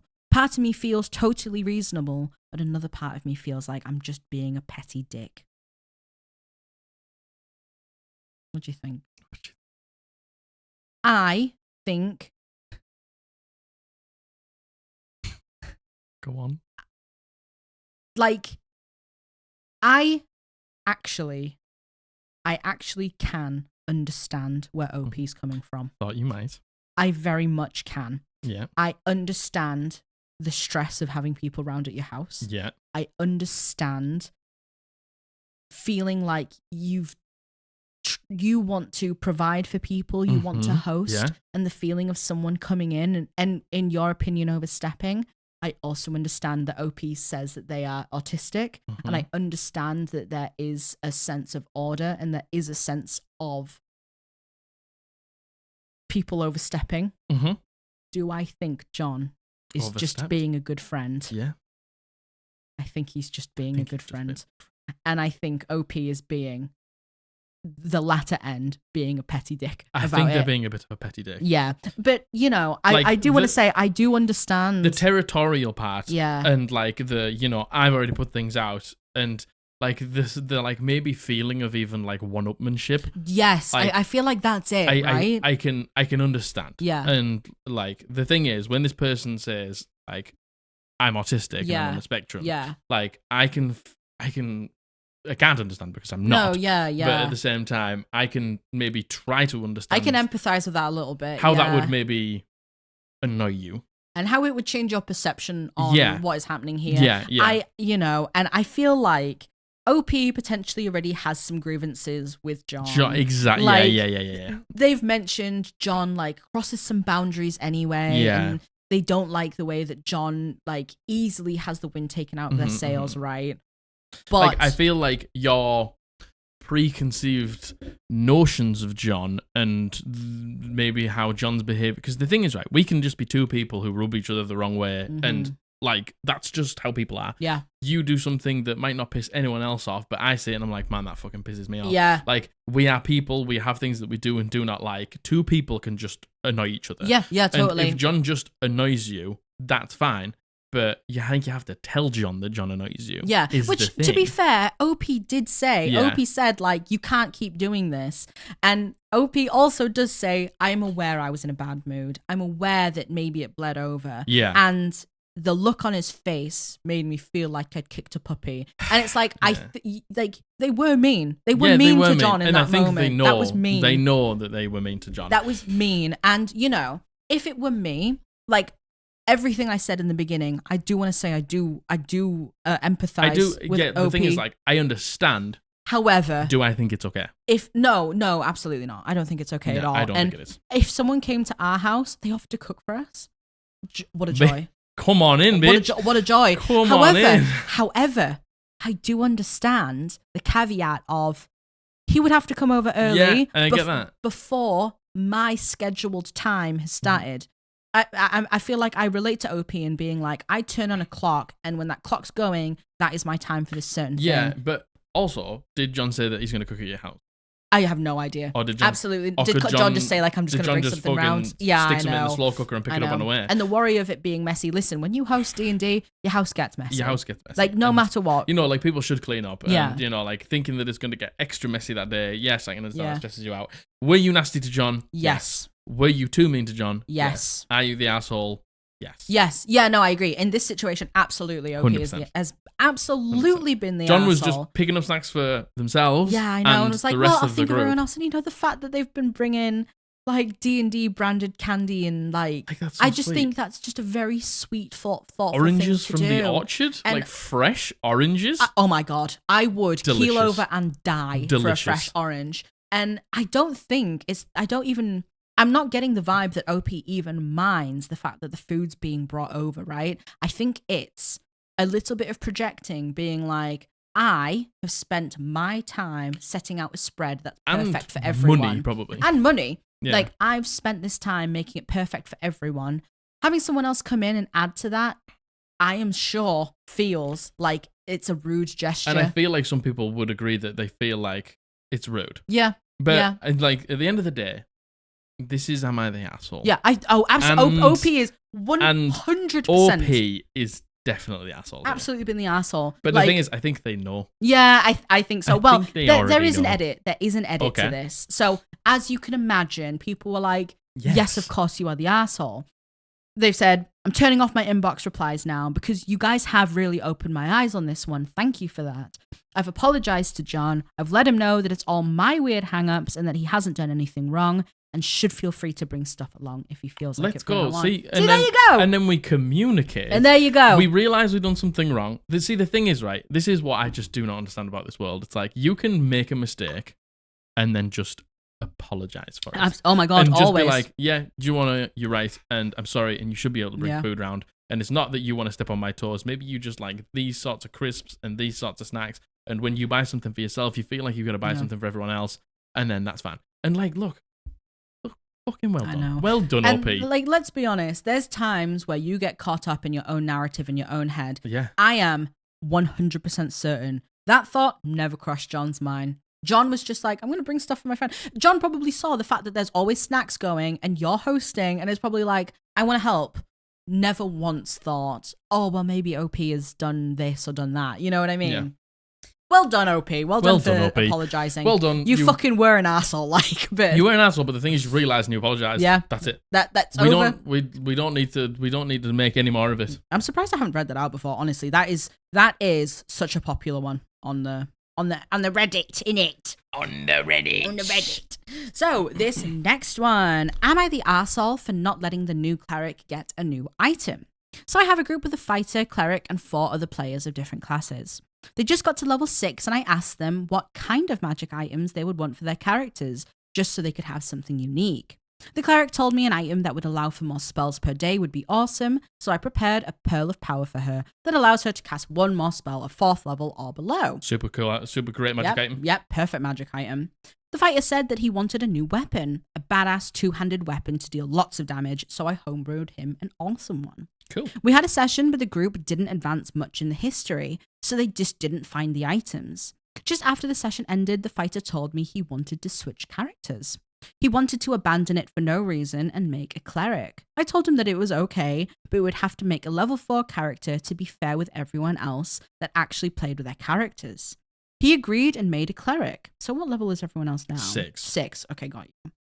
In the next session, they had an intense fight and they found the items that I was supposed to give them last session. The thing is, I didn't prepare any new items for the new cleric since he just abandoned his character, but I would give one once he was about level 6 just to be fair to everyone else. But he was the one to find the Pearl of Power and tried to attune to it. All the players were super happy with their items, but the old cleric didn't even have an item, something that she had asked for. So I said that only clerics of light, her subclass, can attune to the pearl. The new cleric got really pissed off at me and said that he really wanted the item since he was the weakest player in there and the pearl would help even things out. But I didn't change my mind and now he is really pissed, saying that there's no item that could only attune to a single subclass. Have I been an asshole here? Oh man, this is a toughie. This is a tough one. Okay. Oh, this one stinks. So, I think the issue here is... God, this is a fucking tough one to navigate. Right, okay. I know. Do you want to go through chronologically? I'm just going to tell you what I would have done. Go on. That's how I'm going to tackle it. I'm going to tell you what I would have done. I would have just given the level 4 cleric in a magic game. Agreed. That's all I would have done. Yeah, agreed. Maybe it might not have been as great as a Pearl of Power or something like that, or maybe it would have been just as great but slightly different.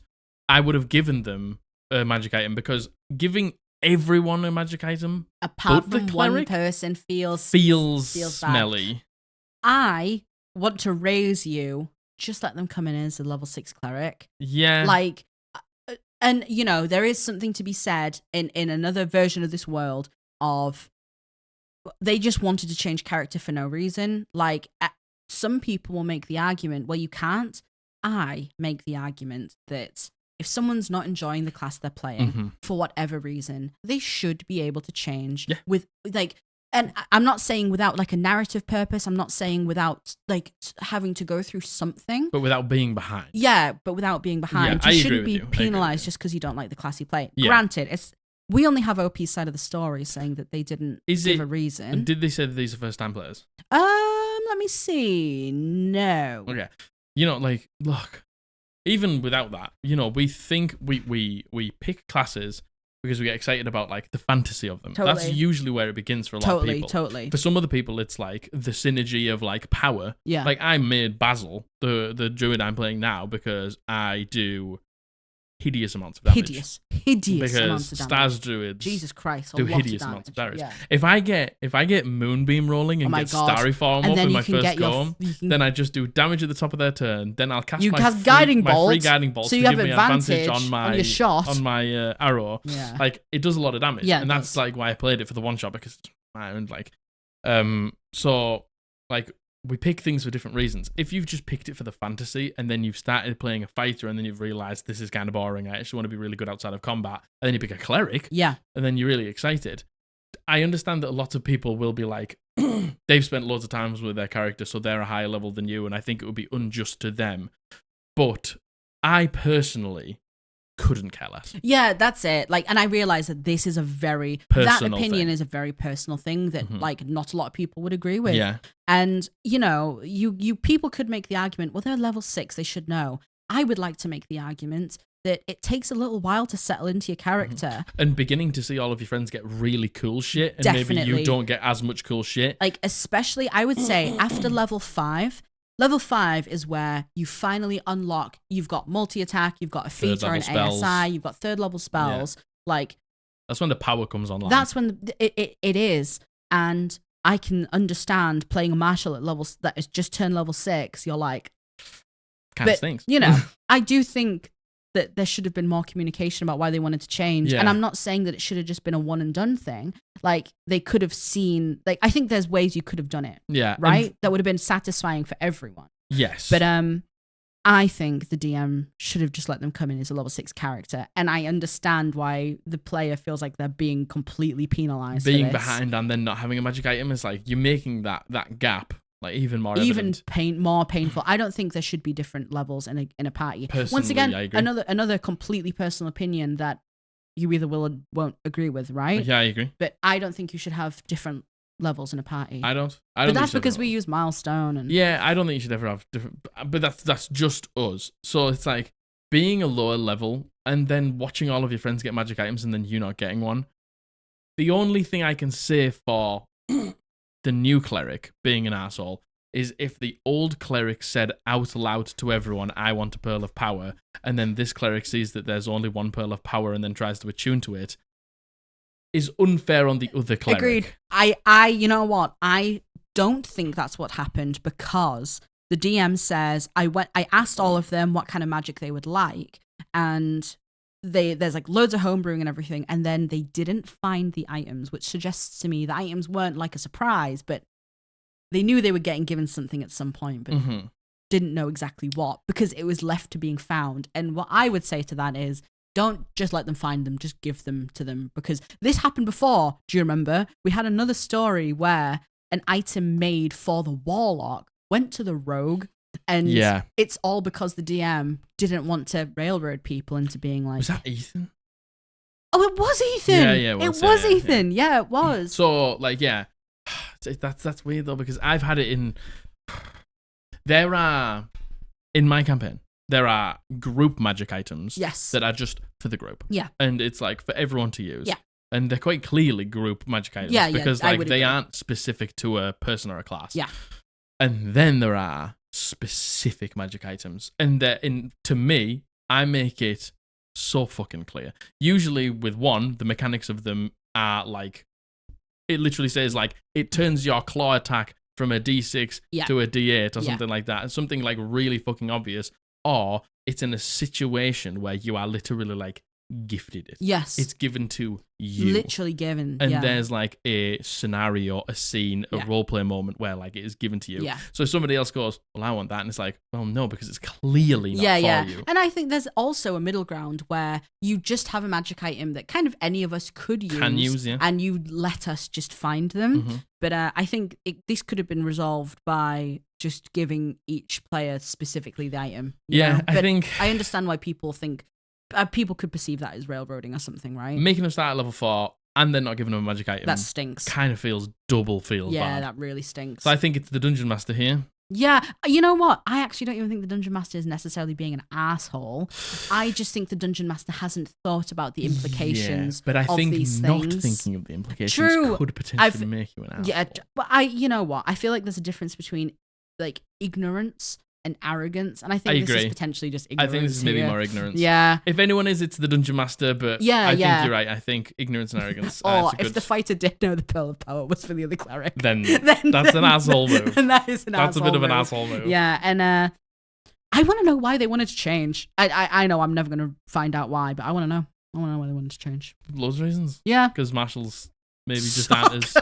They don't suck. No, Look, they don't suck. You can make a marshal marshals super duper viable. Yeah. And in most parties, you will never see the power difference. The disparity. Like optimized play, that's when you'll see. Agreed. And like as long as your Dungeon Master looks out for you and gives you some cool magic items and shit like that, and you probably never feel it. So don't worry about it. And I know I always whinge about it because that's because I like to watch. Yeah. And so does my party. Yeah. My iPad's gonna die. No. Help. Okay, it's plugged in. All done.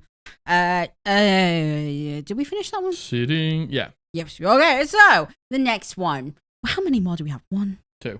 Oh yeah, this is the penultimate. There you go. This is the penultimate. We remembered. Maggot remembered. This is second to last, my friend. So strap in, buckle in. Buckle up. Show me the straps. So this one. Show me the buckles. Show me. Good. Show me. Last night, my Discord server co-creator, moderator, and co-recruiter held her session. It is, to say the least, a difficult campaign that she has written up.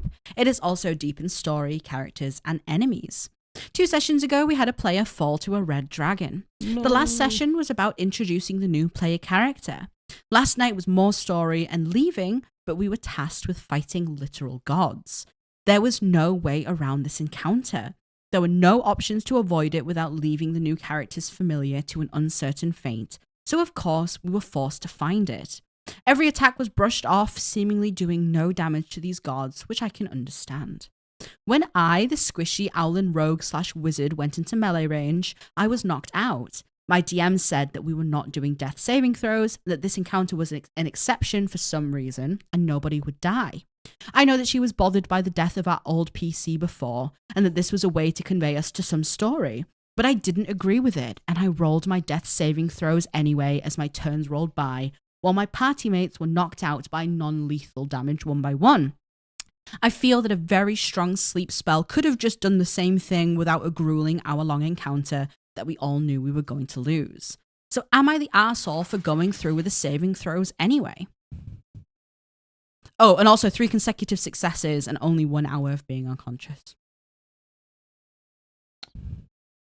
But why? Why did you roll? Look, sometimes narratively, there are battles that we lose. Yes. And sometimes it is just to maybe show something, yes, or introduce a new person, or something like that. I don't know. But if this Dungeon Master has put in a narrative god battle where you don't die because you're fighting the gods and they wouldn't do that or whatever. And she has outright said, by the way, by the way, don't roll. This is for another reason. It's I get that maybe you feel it's pointless. Yeah. And, that's a thing for you and the Dungeon Masters That's a personal thing, right? Yeah, I get it. I get the maybe pointless feeling of the combat, but at the same time, if they just ask you not to roll death saving throws, why are you rolling death saving throws? Why are you rolling them? You know what I mean? Them? She has explicitly said, don't roll them. I can't imagine how awkward that would be. And I think that they're playing, digitally. But can you imagine how awkward this would be, even digitally, sitting around and your DM going no, don't. Everyone going, okay. And then that one person just still insisting on rolling death saving throws. And also, by the way, not only did they roll them, they also succeeded. And it's look. First of all, then what was the point? Yeah, then what's the point? Look, we're in the same position. Yeah, I know. And you can't die, so why are you rolling them? Yeah, I know. And you know what? I don't like the implications of what. I just feel like a strong sleep spell could have done the same thing. It's not your game though, is it? Yeah, but you're not the Dungeon Master. Yeah, you're not the so DM, how though, about you wind your neck in? Yeah, and just the Dungeon Master's trying to tell a story. This might be maybe not pertinent right now, but it could be pertinent in a session, in 2 sessions, in 3 sessions, whatever it is. Exactly. And is there something to say about the fact that, you know, OP at least says it was a grueling hour-long combat. We knew we were going to lose. Yeah, I think there's something to be said about that. Yeah, maybe we don't drag it on for an hour. Yeah. Fair enough. Yeah. But also maybe they didn't realize it was going to go on for an hour. Yeah, exactly. And, exactly. Like maybe they thought that you would have like just given up or Yeah. something like that. So, you know, like what we said in the beginning about like having to suspend your disbelief a little bit. yeah, you like, do. When your DM says there's a reason we're doing this, like don't roll death saves. Like OP assumes is like, I know she was bothered about the death, so that's probably why she was doing it, and I did them anyway, and I think she could have just done this. It's like, do you just want to fucking dungeon master? I feel like that's just disrespectful. It's just disrespectful. It's just like, look, if you just want to fucking dungeon master, just do it. Don't sit at somebody else's table like commenting on their dungeon mastering skills and telling them what they should and shouldn't do, because it's not your game. And like, if you think you can do a better job, then prove it. Then like, in your own game. and fucking just do it Yeah. instead of fucking doing this, because this is just annoying. I feel like this is just very like, not undercutting. What's the word? Like undermining. Undermining everything his DM said. And then I feel like this also sends a signal to the rest of the party as well. Yeah. Like them all seeing you going, no, I'm going to roll them No, anyway. I'm actually going to roll them. Yeah, like sometimes people, like what you put out into the world, you get back sometimes. Yeah. And I don't know. I just think she told you not to. You don't know why. Yeah, You're you assuming don't know why. You don't know what's behind that dungeon master screen. You're assuming it's because she was bothered by a death of another PC, but like you don't know that. What does assuming do? Go on. Write in the comments what assuming What does does. assuming what do? does assuming do? What does it do? Because I know. Yeah, I and know. Margaret knows. I know. And Bully sure knows. Oh, he knows all about it. It makes an ass out of you and me. And you know, there might have been a narrative reason why you didn't roll death saves. There might be a narrative reason for this fight. And because you said they're going, well, I'm just going to roll them. And afterwards, you're going to look a fucking fool. Yeah. So are they an asshole for rolling death saves anyway? Yeah. Yep. You are. Agreed. If your Yes, DM tells you to like, just do it. Yeah, just do it. Yeah, Just you're do right. it. Come on, just do it. And you know, the fight could not have gone on for an hour, and I get that, but you know, fucking sometimes these things like happen. OP says it themselves. It's deep in story, deep in characters and enemy. Like, why is it so hard to suspend your disbelief? Just like, for a this moment. just reeks of fucking like indignation. I don't like it. Good. Smells. Smelly. Yeah. Asshole. All right, this last one. Yeah, let's get it. I would be surprised if people hadn't heard of this as well. And I think you'd. I don't know if that many people are on the D&D. Do you not think? Nah, you don't think? Nah. I feel like this is. I think there's a couple of people. Josh is. True. Josh is always on Reddit. Yeah. Josh true, lives on Reddit. true. Josh a lot loves of people Reddit. do, but I've never personally gone on Reddit. this last one. Are we ready? Born. Fucking born ready, baby. Am I the arsehole that I told him I'm sick of hearing about D&D? My husband, 30 male, just started playing D&D around the beginning of last year. At first, I, 30 female, figured that his obsession with the game would slowly dwindle more and more with experience and time. I was fucking wrong. Literally, everything he does now revolves around D&D. When we talk, we either talk about stuff we have to get done or D&D. He is constantly cornering me around the house to tell me about some new rules he found or a new character he developed or what's happening in his D&D groups. My relatives are even annoyed by him because that's all he wants to talk about with anyone. All of the gifts for him every holiday this last year were all D&D related at his request. Just so you know, that's a good thing. knowing what to exactly buy what to buy your partner is the best thing. That includes gifts from me and his family. He is now dabbling in making his own dice. Cool. Sick. He constantly makes stupid D&D jokes that I don't get, and they do not make me laugh. He drinks from D&D mugs, he wears D&D t-shirts, and watches D&D shows all night long. He's part of every possible D&D chat and group online that can be. Because he's so into it, I tried it out because I wanted to be a good wife and support him in his new hobby. Sounds like it. It's, you know, you're giving supportive. Yeah. You're giving encouraging. Yeah. I played for a while, but I just never got into it. I'm not into role playing, and without role play, the entire thing became incredibly monotonous. It's just so damn boring to me. I'm sure it doesn't help that all I hear about or see now from my husband is fucking D&D. The other day, we were on a 5-day streak of him literally only talking to me about D&D, and I couldn't take it anymore. I told him I couldn't take it, and I didn't want to talk about it for a while. I told him I was happy that he found something he really loves and is interested in, but I'm just not into it. And though Though I don't mind hearing about it every now and then, I'm sick of it being the only thing we talk about. He said he understood, but now he's upset and I feel like a bad partner. It sucks hating something that your partner loves. I guess the only reason I like it at all is because he likes it. And I also feel bad because it's really his only outlet. He lost a really close relationship last year, and I've been really sick. So reality is very stressful for him, and he also works and goes to school. I want him to have an outlet because it's keeping him somewhat sane, but I seriously cannot take it anymore. It's all I see and hear about, and it gets bad enough that I don't want to be around him or talk about it anymore. Just because you say that you want to be a good partner, and just because you say that you want him to have a special interest, doesn't actually mean it's true. Yeah. Because you don't. Yeah. You do not fucking care that this person likes D&D. Yeah, and you are not a supportive partner. No, absolutely not at all. And you know, as I'm going through this, obviously me, surprise, liking D&D, I'm like, oh man, this is really harsh. I when I first read it, I tried to put myself in a situation of like, let's say if you talked about football all the time, right? The time. Like, it was the only thing we ever talked about. You were cornering me in the house to talk to me about football. First of all, weird that the only conversations you're having is when he corners you to talk to you about something. But, like, if that were me, like, yeah, I probably would get fucking sick of it. I probably would if it was the only thing we talked about. But at the same time, our communication and our relationship is good enough for me to be able to be like, look, like, can we talk about something else? Like, I'm really happy for you. I'm glad you like it. And like, would I try watch football with you? Probably not. No. But that's because you don't need me to. Would I listen to you talk about football? Yeah, I would. Like, because that's just what you do for the people you're with, right? Yeah, you do, because you love each other. And you know, like, you have many interests that I am. Like, so many interests that I'm just not interested in. No. But I will sit and listen to you talk about them because I'm interested that you have a hobby. Yeah. And, you know, I like that, you know, sometimes, yes, it maybe gets a little bit much. And, you know, like, I will ask if maybe we can not watch a 4-hour documentary on that new thing that you're interested in. Most of the time, I'll watch it. Yes. And, you know, I'll end up probably liking it. Yeah. But look, the thing is, it's like, I just hate the way that this person's like, I know that this, and I know that they're having a hard time, and like they've lost a like. That's the bit, isn't it? That's the bit that fucking pisses me off. Yeah, I know. Because it's like, I know it's like, but you don't care. Yeah, I know, but I don't care. That's like, it's like you're just putting more reasons out there as to why you should potentially be more compassionate towards this. Yeah. And you know, if it's the one thing, as you say, that's keeping your partner sane.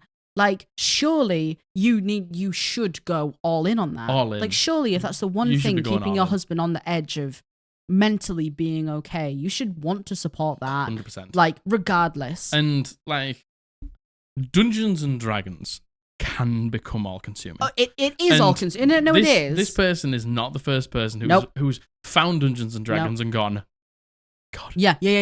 My God, there's so many things. Yeah. There's TV shows, there's YouTube t-shirts, channels, there's t-shirts, there's merch, there's dice, there's all chats. of these different like modules and classes and subclasses. And it's just, you can literally lose yourself for so long in Dungeons and Dragons. Of course you can. Of course you can. I feel like that could be said for a lot of things. I just feel like this is like real toxic. And I feel like this is, I am aware that this person is probably just venting, right? Mm-hmm. But at the same time, I don't want to comment on other people's relationships. However, if, for example, one of my friends had come to me and said this, I would be like, look, you need to reevaluate if you want to be with this person, first of all, because it sounds like you don't care enough to look over the things that annoy you. Mm-hmm. And there has to be compromise in a relationship. I do fully agree. Do I think that the partner is taking it too far and if it's the only thing they're talking about for 5 days, yes, I think there should be meeting in the middle somewhere. Yeah. But the absolute lack of disregard for everything, the last paragraph, like, surely that is enough context to want to be able to just grit your teeth and bear with it for the person you love. Yeah. Right? Definitely. Like, in my opinion. Yeah, I forgot what I was going to say. Sorry. No, I'm Okay. sorry. It's okay. I was just trying to think about it. No, it's okay. It's okay. You were talking. No. Like, Go on. No, I can't remember. No. But, like, you know... No, I can't remember. No. Do you just, like, start saying things and hope that it comes Hoping to you? it's coming to me, yeah. Like, this is just no good. Yeah. And, like you said, like, I think there comes a point where it's like, I am interested in what you're interested in because I love you. Yeah. And the fact that you're interested in it makes me want to be interested in it. Yeah. Like, you know. And, you know, I have a lot of interests. You have a lot of interests. Going at different times where I feel like you don't really have a lot of... Listen, is this you? Is this husband like, you? Yeah, but you for me... like one thing and for that's me, it. no, it's not like... I have like a couple of things that I'm like... That you really like, enjoy. At the minute, I love Valorant. Yeah, and yeah. I love World of Warcraft. Yeah, and yeah. I love Dungeons and Dragons. Yes. And it's like... And I always love football just because like I was brought up with football and I love it. Yeah. So like they are like my 4 like things that I love. Mm-hmm. And it'll take me a long time to find a new thing and one thing will fall away and it'll be that. Yeah, that'll be replaced. yeah. And I'll just have a few. You... like you have a lot all of the time, and you know, like I'm not that bothered about like character art. Yeah, like I don't really buy it for myself or anything. Yeah, like that, yeah. But you love it, and then you'll compile like a list, I will make you look and through you'll the list make with me sit with you, and we'll look through it, and then I'll be like, you know, it doesn't really interest me that much, but then I'll be like, oh, I like this one. This is the one that I think, and then you'll be like, oh, well, it's between these 3, and I'll help you pick which one. Yeah. It's like if you. And, you know, every relationship is different. Mm-hmm. And I don't want to say just because you don't do that, you're a bad person and you're a bad partner, because that's not the case. Yeah. Every relationship just works in different ways. But if you can't even bring yourself to even be remotely interested I know. in your partner who's clearly going through a rough time and has got a lot on, and you're being so negative and you're being so dismissive of their like new interest, I just don't know how compatible you are. Yeah, and it's like if you can't even bring yourself to have I understand that OP says like I have said to him I can't take it anymore, I don't want to talk about it, but like if you can't bring yourself to have a normal human conversation with your partner, just, like actually getting to the bottom of it, because you know, grief also does things to a person. It really does. And like this could very well be a symptom of something like that. And, you know, that's just me. This is just me, like, fucking spitballing, we right? don't know I don't know. Yeah. And I also think there's something to be said about, on, like, the neurodivergent scale, it sounds like there could potentially be some hyperfixating going on here, too. Mm-hmm. And if that's something you're being completely... not even trying to understand, like supportive of at all. Like, I don't know. I just think if I found out that you were writing things about me this on the internet, I would be beyond devastated. It would be like life crushing. It would devastate a lot of people. I think like so. to have to find something that finally you can be interested in, and finally sparks that bit of joy for you, and for your partner to just be such a fucking asshole about it. Totally. It's so unfair. And it's like, look, I get that you don't find it interesting, but I think the fact that you don't find it interesting for their sake is a problem. Yeah, and there is something to be said about it. Sounds like it could be bordering being an unhealthy fixation. Yeah, like, and you know, that's not for me to dispute or not. And, you know, I think there is something to be said about having a conversation and talking about it. Like, if you can't, don't come to fucking Reddit. If you can't handle it anymore, you need to be able to talk to each other about it in a way where you can like move on without talking about Dungeons and Dragons.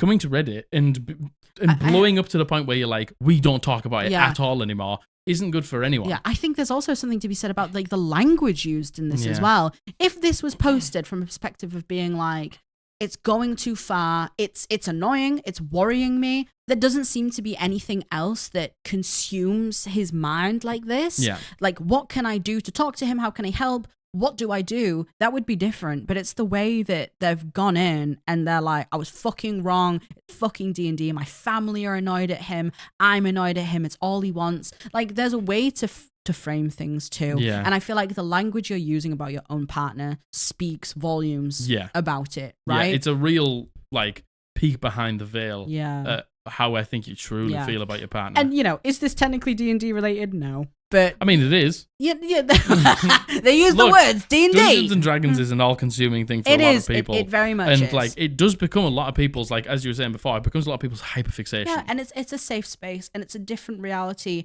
It's an escape from the terrible shit in your life. What you've probably gone through yeah, recently. it's an escape, and for a lot of people, it's a way to work through things that they're feeling. Like, and I can't imagine being isolated enough that even my partner didn't want to support me in like finding something new. Yeah, like, you know what I mean? Boo, stinky. Yeah, absolutely, absolutely complete fucking total asshole. Stinkiness. Do I think you're an asshole for telling him that you're sick of hearing it? No, I actually don't. But I think you should find a better way to fucking communicate. Totally. Yeah, that sucks. Man, that's devastating. That's devastating to read. That person must be devastated. That's absolutely fucking devastating to read. But I'm surprised. I'm surprised we haven't read that one out as well. I'm sure people have heard that one before. That one's bad. That one's bad. That one's real bad. bad. That was real fucking bad. Boo. Oh, well, that's it. Again, that was kind of not so much D&D related. Yeah. But you know what? These actually weren't as bad as I thought they were. Some of them were real bad. Some of them were real bad.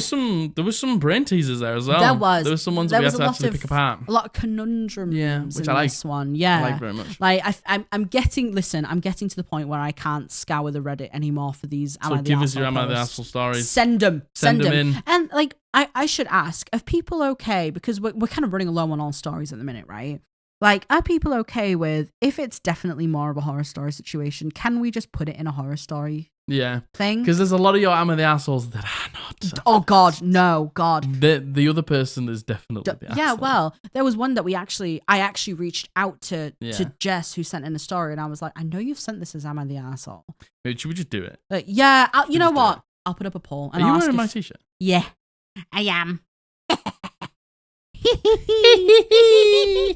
I am. Right. It was BlizzCon today, not at time of watching, at time of recording. The next Monday's episode, we'll probably be talking about what's happening at BlizzCon because we're very, very excited. We're going to watch it later on today. Yeah. Anyway, we got to go because I got to get ready for BlizzCon because I got some work to do before. Entity, take their eyes. Yeah. Watch the video cut off again, and it's just a perfect. All right. Let's do the shills. Yep. www.eldritchpodblast.co.uk. Pick up some merch with the back print, some heavy metal t-shirts for the holiday season. A lot of you have been buying t-shirts recently, so thank you very much for your support. We love you very much. Thank you so much. If you don't want anything from there, head over to our Etsy store, which will be linked in the description. Hellbound Dice. You can go and pick up character journals, notebooks, spell cards, mugs, t-shirts, inspiration tokens, all sorts there. All D&D goodies for the holiday season. Code Podblast will get you 10% off at checkout. Join the Discord if you haven't. What are you doing if you haven't? Oh my god. Kind of cringe. Weird. 100 comments down below. Give their ice back. 100 comments. Let's do it. Come on, make me happy. Make me. I'm not happy. No, oh my god. I've never been happy. You'll never be 50 happy. 50 comments almost peaked the happiness, but 100 yeah. would truly do. Yeah, understood. Join the Discord if you haven't. Like the video. Comment down below. Hit the bell to be notified when we upload a video on a Monday and a Thursday so you can comment first.